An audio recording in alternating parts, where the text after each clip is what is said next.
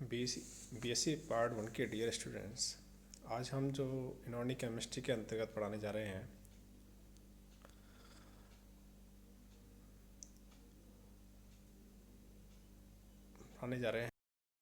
The molecules and hybridisation, यानी कि अणु की जो संरचना है, आकृति है और संकरण में क्या संबंध है, उसके आधार पर को बताने जा रहे हैं।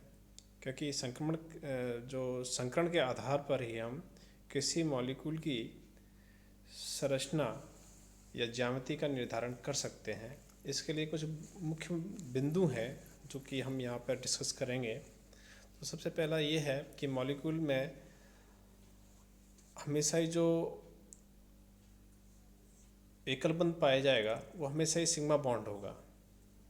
पहले सिग्मा बॉन्ड बनेगा, यदि डबल बॉन्ड और ट्रिपल बॉन्ड है तो उसमें एक सिग्मा बॉन्ड होगा और बाकी के पाई बॉन्ड होंगे। जैसे डबल बॉन्ड है कार्बन कार्बन के बीच में तो उसमें एक सिग्मा बॉन्ड होगा और दूसरा पाई बॉन्ड होगा। यदि कार्बन कार्बन के बीच में ट्रिपल बॉन्ड है तो एक सिग्मा बॉन्ड होगा, दो पाई बॉन्ड होंगे। इस तरह से जो है उनकी संरचना का निर्धारण करेंगे हम। इसी तरह से जो अणु की आकृति का निर्धारण उसकी सिग्मा बॉन्डों की संख्या के आधार पर होता है। जितने ज़्यादा जो सिग्मा बॉन्ड होंगे, सिग्मा बॉन्ड ही क्या करते हैं, ज्यामिति का निर्धारण करते हैं। अणु की ज्यामिति का निर्धारण करेंगे कि किस तरह की ज्यामिति होगी, किस तरह की आकृति होगी। और एकाकी इलेक्ट्रॉन युग्म जो कि केंद्रीय परमाणु पर पाए जाते हैं, उनका बिल्कुल भी कोई भी रोल नहीं होता है उसकी ज्यामिति या आकृति के निर्धारण में। अणु की आकृति केंद्रीय परमाणु के केवल परमाणुओं के अवधारणा पर लागू होती है।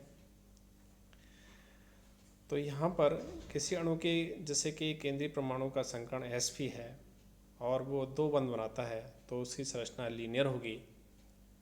sp2 है, वो तीन बंध बनाता है तो उसकी संरचना त्रिकोणीय।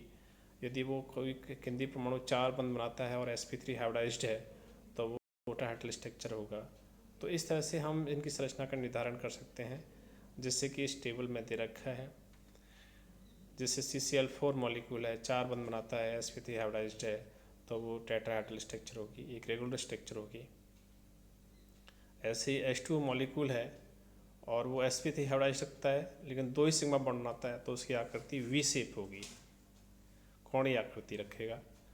ऐसे ही हम यहाँ पर निर्धारण कर सकते हैं इन मॉलिक्यूल के संकरण के आधार पर ज्यामिति किस तरह की होगी वो हम बता सकते हैं। Thank you for listening.